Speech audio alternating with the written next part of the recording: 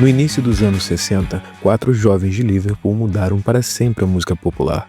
Em menos de uma década, os Beatles redefiniram o que significava ser uma banda, fundiram arte e cultura de massa e influenciaram gerações com um som que ultrapassou fronteiras. O mundo mudou, mas será que a música continua a mesma?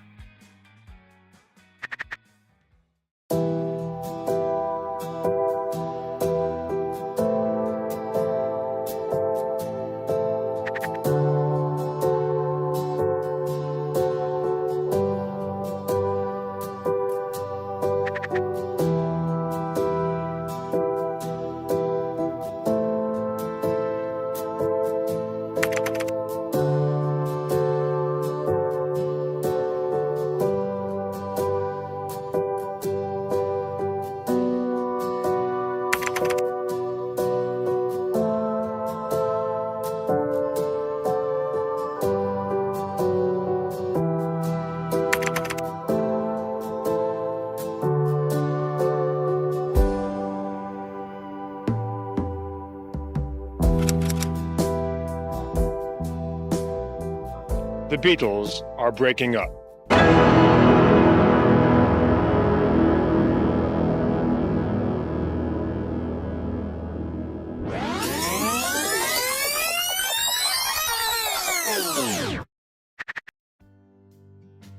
Mais de 50 anos se passaram desde o último acorde dos Beatles, mas por que tudo ainda soa tão presente?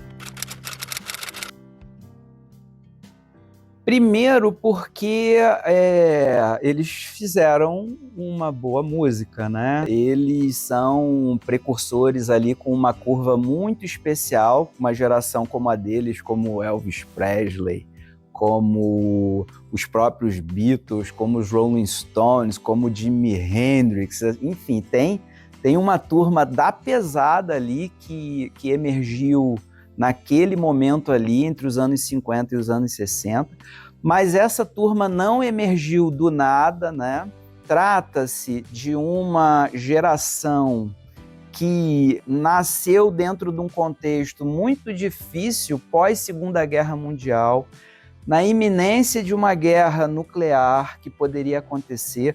Então, uma juventude que veio com uma consciência de ativismo, né? Era uma juventude que tinha uma sede de participação, formou-se um espírito do tempo ali, o famoso Zeitgeist, né? Um espírito do tempo ali, em que os jovens entenderam que eles precisavam assumir o protagonismo dentro daquela época. Esses autores, esses artistas, esses intelectuais da época, muito calcados nessa cultura jovem, efervescente, eles tinham uma missão explícita de interferir na realidade. E esses artistas davam voz a essa expectativa, a esse anseio dessa geração jovem, né? Então, eles tiveram uma adesão tremenda de diversos estratos de jovens no mundo todo. E eu acho que também um ponto que faz dos Beatles, assim, não serem esquecidos, serem os maiores, é muito o uso dos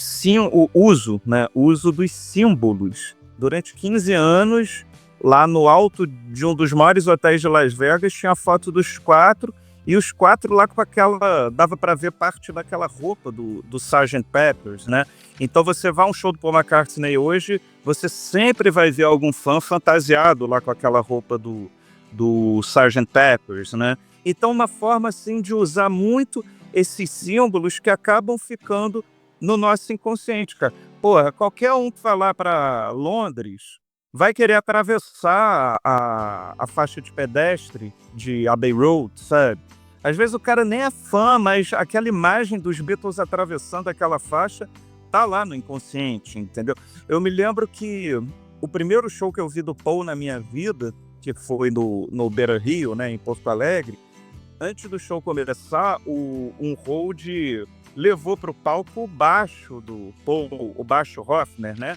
E, cara, todo mundo já foi... Eu tava lá na grade, na frente, né? Todo mundo... Sabe, cara, é um baixo, é um instrumento. Qual outro instrumento da música pop causaria essa comoção? Assim, absolutamente nenhum. Se não fosse o Paul, eu acho que já teria arrefecido ainda mais essa coisa dos Beatles, tudo, mesmo com os produtos. O fato do Paul ainda estar fazendo shows, né, pelo mundo, turnês e tal, e lançando disco, e aí tem o disco Tug of War remasterizado num box lindo, o Band on the Run também, não sei o que. Isso é muito importante. Acho que o Paul até hoje, nos Beatles ele já fazia isso, e até hoje ele mantém a chama acesa. Assim. Ter produtos novos sendo lançados, sabe? Tendo no serviço de streaming ou no cinema, isso ajuda a manter o hype. Sempre, sempre. Quem não é visto não é lembrado, né? Tem já o ditado.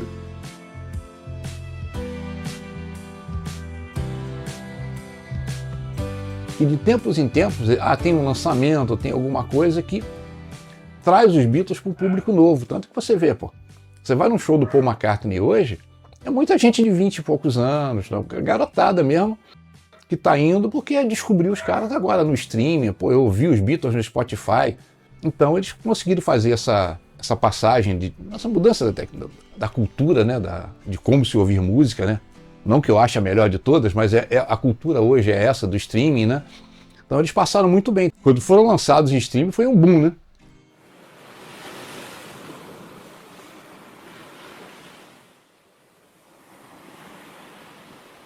Well, yeah, they've moved with the times for sure. Like their remixes, the remixes of Abbey Road, of Let It Be, of Sgt. Pepper, of Revolver, I think has been a great way to help younger people transition into a Beatles fandom, to be a fan. Because if you listen to a lot of their older stuff, the old mixes and that kind of thing, they sound very antiquated, and it's not going to sound as good next to contemporary pop. It's going to sound like a very old recording. So I think it's good that people like Giles Martin have updated the sound of a lot of the Beatles music to sound a little bit more contemporary, but still remaining the same, not messing with it too much. I think things like The Beatles Get Back have been a great way to boost the interest in the band. Having like a major documentary released on a major streaming app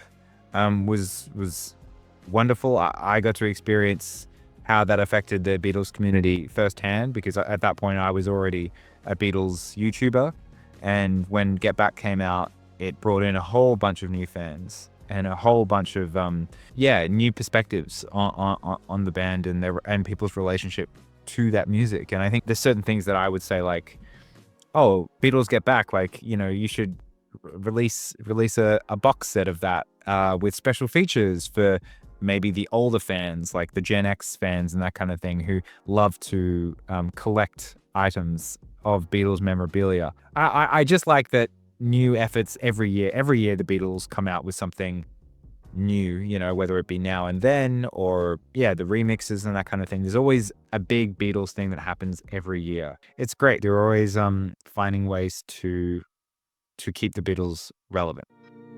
No mercado atual, a memória não é apenas uma lembrança, é um produto. Entre remasterizações, edições de luxo e relançamentos com novos takes, os Beatles seguem sendo embalados, reeditados e vendidos como se o tempo não tivesse passado. A banda conta com mais de 37 box sets e incontáveis outras edições especiais lançadas desde o ano 2000. O crítico Simon Reynolds, em seu livro Retromania, alerta para uma cultura obcecada com o passado, onde a inovação dá lugar ao reaproveitamento.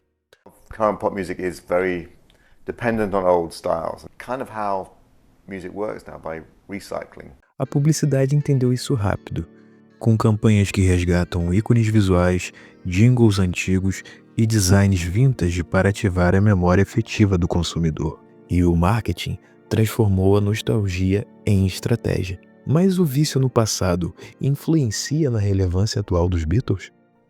Bom, quando eu penso na questão do marketing relacionado a essa questão dos Beatles, eu penso que há duas vertentes. Um marketing que ele acaba sendo mais intencional, mas eu acho que existe um outro marketing que ele não é tão intencional assim, e ele é mais uma consequência da cultura de massa do que realmente de algo pensado. Eu acho que ele é muito gerado a partir das discussões geradas na cultura de massa.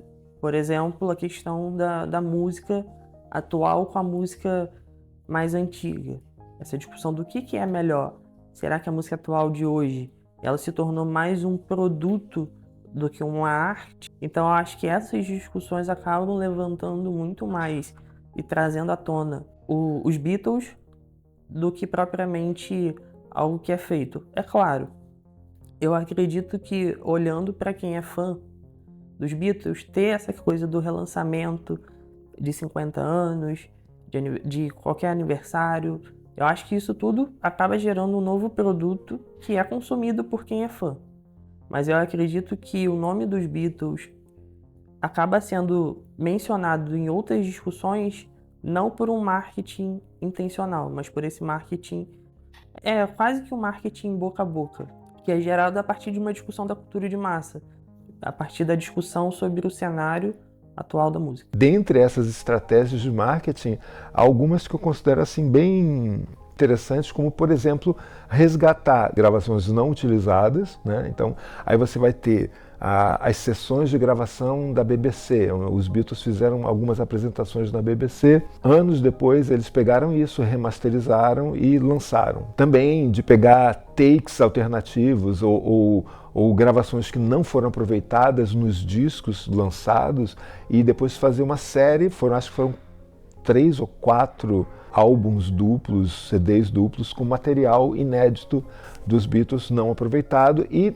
dentre esse material relançado, se eu não me engano, nos anos 90, o que era muito interessante é que eles lançaram 2 músicas inéditas, né? Porque esse material era normalmente takes não utilizados de músicas já conhecidas, mas 2 composições inéditas que eles utilizaram as vozes do John Lennon e enfim, dessas gravações, digamos assim, demo, e fizeram um lançamento de uma canção inédita. Isso eu considero uma estratégia muito interessante, porque tem a ver com recuperar uma música que não foi lançada, lançar um material inédito, sendo que os Beatles acabaram há tanto tempo, e aproveitando e reeditando a voz de alguns deles, especialmente do John Lennon, para poder fazer uma nova gravação. Lembrando só que isso já aconteceu várias outras vezes no passado, né? O Nat King Cole, por exemplo, ele já tinha falecido e trouxeram ele para fazer um dueto com a Natalie Cole, que era a filha dele, cantando juntos uma música, ela viva e ele a gravação dele já falecido. Essa coisa de reviver artistas, vozes e imagens já mortos, isso não é novo, nem um pouco novo, e acho que os Beatles eles são alvo disso porque eles realmente tiveram uma importância muito grande na história da música. Eu acho um tanto aviltante a memória do artista, inclusive, você disponibilizar aquilo que ele não quis disponibilizar em vida. Então, assim, eu entendo que exista um interesse tão grande no processo artístico que você tem um público não só de ouvintes, mas um público de músicos, arranjadores, que vai perceber as nuances, os detalhes mais ínfimos, os mais minúsculos, microscópicos da coisa. E isso pode ter uma utilidade, trazer um benefício assim, para a arte, porque algum músico pode descobrir, sabe, uma jogada, entender como eles compunham, como eles trabalhavam, e isso pode acrescentar ao processo criativo de outros músicos mais jovens, assim. Então, talvez seja válido em alguma medida. Aquilo que foi consolidado pode ser, sim, resgatado para se transformar em algo novo. Inclusive, é uma estratégia que a gente vê constantemente nas marcas de resgatar aquilo que no passado fez um sucesso e tentar trazer não só a mesma sensação, mas, é claro, de uma maneira mais repaginada, de uma maneira mais atual. Então, acho que assim, a memória é um recurso e eu acho que quando ela traz realmente algo bom, não acho que seja necessariamente apelativo. Eu acho que é um processo, faz parte do jogo. Eu acredito que a questão da memória, ela traz até uma unificação de públicos. Que eu acho que quando a memória vem atrelada de algo que é atual, você acaba resgatando aquele público daquela época, mas também consegue resgatar ou atingir o público atual. A memória, ela é há muito tempo, né? Tem vários autores que trabalham essa ideia da nostalgia como uma espécie de criação de identidades mesmo, né? E se a gente entrar em teorias da pós-modernidade, pensar que esse passado que está sempre sendo recuperado para, enfim, para justificar alguma questão mais atual, isso sempre houve, isso é um movimento muito forte. E é claro que isso é um movimento economicamente, financeiramente, comercialmente muito interessante, de você pegar diferentes produtos, não só música, mas vender esses produtos como uma espécie de um resgate de um passado para aquelas pessoas mais nostálgicas que se lembram desse passado, ou como uma apresentação de um passado idealizado para aquelas pessoas que não lembram dele, mas que, de certa forma, têm uma certa insatisfação com o presente e buscam se resguardar no passado, ou procuram no passado alguma coisa de afetivamente mais seguro.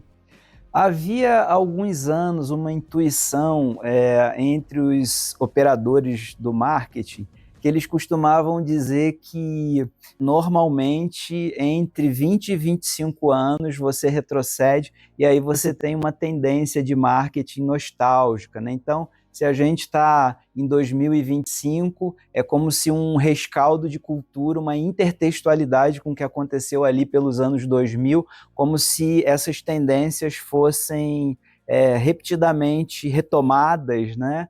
E elas se apresentassem depois com o espírito do tempo, né? Então, é verdade que essa nostalgia, ela é um direcionador. Isso normalmente é muito observado pelos criativos, né? E eu identifico sim que existe na questão da música, esse rol de artistas do qual eu falava, eles conseguem atravessar um período muito maior do que 20 ou 25 anos, né? E eu colocaria os Beatles nesse rol. Eles são capazes de produzir uma fidelidade em relação à obra deles que excede esse recorte aí, senso comum de 20, 25 anos, sabe? Para que seja retomada essa obra dos Beatles e que seja sustentada aí para as novas gerações. Volta e meia, quando muda a mídia, eles relançam. Então você tinha tudo em vinil, e aí quando passamos para o CD, eles remasterizaram e lançaram tudo de novo em CD. Depois eles lançaram uma versão, uma nova versão remasterizada. Depois lançaram esses outtakes, enfim. Eles sempre estão reelaborando esse material. Em algum momento eu acredito que isso acaba. Assim, em algum momento não tem mais como você fazer isso.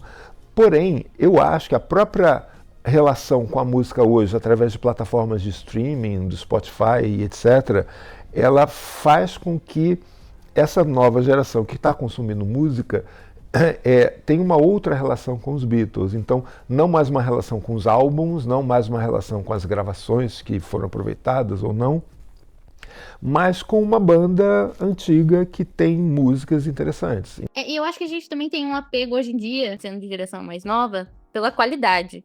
Os áudios antigos não têm uma qualidade tão boa. Então, às vezes, até a versão pode ser extremamente semelhante à versão remasterizada, mas a versão remasterizada tem a qualidade que a outra não tem. E é muito difícil ouvir as versões antigas sem a qualidade. Então, eu acho que o apego por isso é forte. Eu nunca ouvi os Beatles em LP. Então, eu nunca nem tive acesso. Pra mim, o streaming é tudo que eu tenho dos Beatles. E eu gosto muito mais das versões remasterizadas por causa disso. Porque a minha entrada nos Beatles foi ouvindo as versões remasterizadas de 2009. Então, não tem depois de 2020. Então, pra mim, faz muito mais sentido. Eu sofro um pouquinho quando eu vou ouvir as versões passadas. Pra mim, eu falo, que é isso aqui? Tá muito diferente. Então, eu acho que o streaming abraça as gerações novas de uma forma muito interessante. E não tem jeito. Eu sei que meus amigos são apegados às versões antigas, eu sou apegada às versões novas por causa dos streamings, pelo acesso facilitado. Você pode ver que as caixas, na verdade, quando saem a caixa, elas saem 3 a 4 produtos diferentes para poder agradar todo mundo. Um fã novo, uma garotada nova aí não vai comprar caixa porque a caixa é cara para eles. Mas vai comprar o CDzinho duplo que tem um CD inédito junto. Então, aquele CD agrada a um tipo de fã. Tem o pessoal que coleciona vinil. Vai comprar o vinil, aí sai a edição ou com vinil colorido, ou com um vinil, ou com 2 vinis. Você está pegando um outro grupo. E você tem a caixona com tudo lá dentro. Então, você atinge públicos diferentes. Eles têm que pensar nisso. Não adianta lançar um produto só que não vai. Por exemplo, o Sgt. Pepper's. Ele só saiu a caixa com CD e DVD. Mas chegou a sair nos Estados Unidos uma edição em vinil desse remasterizado. Só saiu lá. Agora, todos os outros saem ou edição em LP, ou edição com CD duplo, CD triplo, ou a caixa.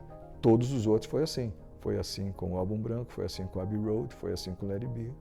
Você tem que agradar, né, os diferentes públicos. Eu gosto muito do que tá vindo a partir de agora, porque é muito mais amplo. Então a gente tem muito mais amplo e com mais qualidade. E eu gosto disso, e eu consigo, como eu, por exemplo, do meu TCC, como eu fiz essa pesquisa toda com o John, entrando lá nas músicas dele, vendo onde ele se colocava nelas, todos esses takes são muito importantes para ver a construção de como que ele pensou, como que ele imaginou, onde que ele voltou atrás, onde que ele não voltou. Então, para mim, isso é muito valoroso de forma de pesquisa, de história, de análise. Então, eu consigo ver essa parte positiva para quem estuda os Beatles. Eu não sei como que é para quem é só fã. Que a pessoa se sente ouvindo a mesma música sendo construída 15 vezes diferentes. Não sei. Pra mim tem um valor muito grande. Eles sabem que os fãs de Beatles têm sede de conteúdo, não importa quanto tempo passe, então aqui vamos ver o que a gente tem e vamos jogar. Tem, claro, coisas repetitivas, coisas que a gente já viu, mas a gente vai estar comprando, sabe? A gente já tem um antigo, a gente vai estar comprando um novo. Então, isso é inevitável. Eu escuto isso com o maior prazer e o maior interesse do mundo, assim, de saber como foi que eles trabalharam para chegar no take final, no master final de, sei lá, Day Tripper. Para quem gosta quem é nerd de música, é um negócio fascinante. Mas pro público, o ouvinte casual, eu acho que chega a ser até prejudicial. Um desavisado bota lá no Spotify, eu quero ouvir Love Me Do, dos Beatles. Aí bota lá, Love Me Do. Aí aparece aquela versão de Love Me Do do Anthology, com Pete Best na bateria, que é horrível. Aquilo ali é tão ruim que nem no Anthology deveria ter entrado. O cara escuta um negócio daquele ali e fala, pô, isso aí é que são os Beatles, velho. Aí pega um take inacabado ali de, sei lá, de Can't Buy Me Love, A Hard Day's Night, às vezes alguma coisa ao vivo, mais tocada apressada e tal. Aí a gente entra no impasse. Então, isso não deveria ir para as plataformas? Isso deveria ficar limitado ao físico, que é um grupo de interessados? Mas aí também a gente estaria limitando o acesso, né? Seria o quê? Isso? Uma autocensura? Eu acho que no final das contas é mais jogo ficar liberado para todo mundo mesmo, se a intenção é essa, é lançar. Mas é claro que tem um quê comercial também, né? No caso do lançamento físico. Não é só com relação aos Beatles, com tudo, principalmente as bandas que já acabaram, né? Eu acho que é sempre comercial, mesmo que seja a 15ª remasterização, o fã dos Beatles é uma novidade. Ele vai falar, cara, eu tenho algo novo da minha banda predileto para comprar, né? Então eu acho que é sempre comercial. Assim, tem exceções. Eu acho que o Now and Then, eu acho que foi uma coisa genuína. Pelo menos eu sinto isso, que eu li muita entrevista na época. Todas as revistas importadas de lançamento, assim, eu me lembro que eu comprei. E o Paul, ele falava muito genuinamente de uma forma, esse é o último single dos Beatles, não vai ter mais, foi uma coisa que deu um trabalho diferente, eu tô muito satisfeito com o resultado, entendeu? Conseguimos a nossa última canção, sabe? Mas eu acho que o mais importante do comercial é o que envolve ao redor, né? O que as pessoas vão comprar de ingresso de show do Paul, a camiseta dos Beatles, né? É que nem, sei lá, o Neymar no Santos, né? O cara não joga futebol, não entra em campo, fica machucado, é expulso, mas a gente vê a comoção que mexe ao redor, né? Em outras coisas de marketing, de venda de camisa, de patrocínio, né? Esse relançamento, né, de coisas, eu acho que é muito nesse sentido, é uma forma de você fazer a máquina andar, né? E não ser esquecida, porque, cara, O esquecimento, assim, é muito cruel, né? Sabe um lançamento muito estranho? Esses novos Red and Blue. Se ele lançasse, eles podiam ter lançado o single e deixado para botar no álbum agora, esse ano, nos Anthology, que é onde a música deveria estar, no Anthology 3. Onde ela foi programada originalmente para estar e não acabou não saindo pelas razões que todo mundo já sabe. Então, eles podiam ter lançado o single e esperado para ela vir no Anthology esse ano. Então, eles precisaram criar, e aí que foi uma jogada puro comércio, de pura grana, para poder faturar em cima do Now and Then. Os caras tiveram que criar um lançamento para poder encaixar ela num álbum, para poder vender um pacotão de 3 LPs, mesmo se você quisesse ouvir só ela, entendeu? Muito embora o single tá aí disponível, dá para comprar em compacto e tudo mais. Ou seja, é mais uma forma de ganhar uma grana em cima da galera que compra tudo. Ou seja, a gente tá há 2 anos, em termos desses lançamentos de resgate, meio com a cara de caça-níquel, assim. Porque o álbum vermelho e o azul, e agora esse box dos discos americanos, entendeu? Pelo menos eles estão entregando uma coisa, tipo, se fosse um cheque, se a Apple tivesse me dando um cheque, o cheque teria fundo. A qualidade dos vinis, assim, é super, assim, maravilhosa.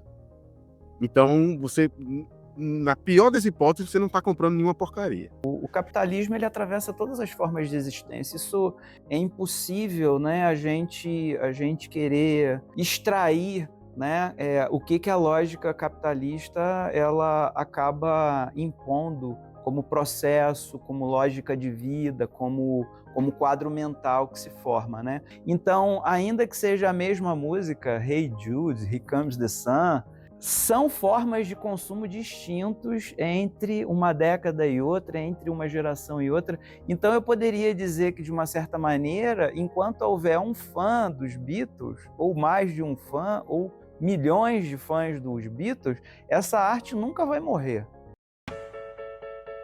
A indústria aprendeu a transformar a lembrança em produto, mas talvez o que continue vendendo não seja apenas a nostalgia explorada por uma marca, mas também a tentativa de nos reconectarmos com a arte e com algo especial que sentimos no passado e que nunca mais esquecemos. Porque quando a música é boa o suficiente, ela não precisa de um fim, apenas de um novo play.